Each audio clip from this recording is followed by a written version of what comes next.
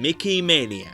Published in 1994 by ImageSoft, the game has a very cool concept. In order to pay homage to classic Mickey Mouse cartoons, we play as Mickey, who is going through time, hopping from one cartoon to the next, trying to encounter an older version of himself every time. Along the way, fighting classic villains like the Mad Doctor, Pete, and a moose, I guess. The Steamboat Willie stages are a treat. All too often, games open with some boring level, but I'm like, why not give the best you got straight away? And Mickey Mania certainly does that. Yeah, it's an easy level, but it's so pretty and it's so much fun. Then the game throws you a little more of a challenge with the Mad Doctor saga. A creepy level with bats, exploding skeletons, bony spiders, and a few curveballs. The game has some neat 2.5D stuff thrown in. Every so often you get this ambitious 3D effect, and especially back in the day, you're like, wow, this looks amazing. Obviously, if you're playing this on the PlayStation, it's like, bitch, everything's 3D here. But on the Genesis, it was a nice surprise. Anyway, spoilers, but the game keeps on kicking ass the whole way through. However, there are some nitpicks that I have. Top of the list, the jumping is fine, but the game, all too often, wants you to aim for one specific pixel, otherwise you lose. Look!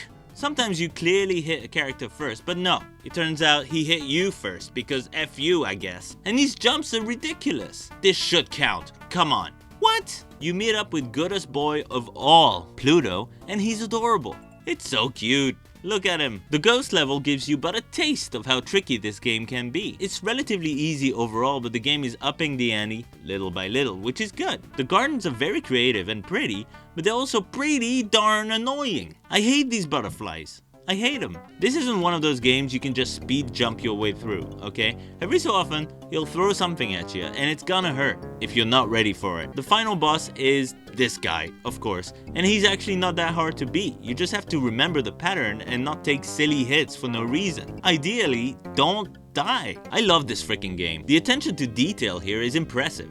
I really appreciate the amount of care and effort that went into making what could have been some soulless cash-in something truly special. A loving tribute to Disney's most iconic character.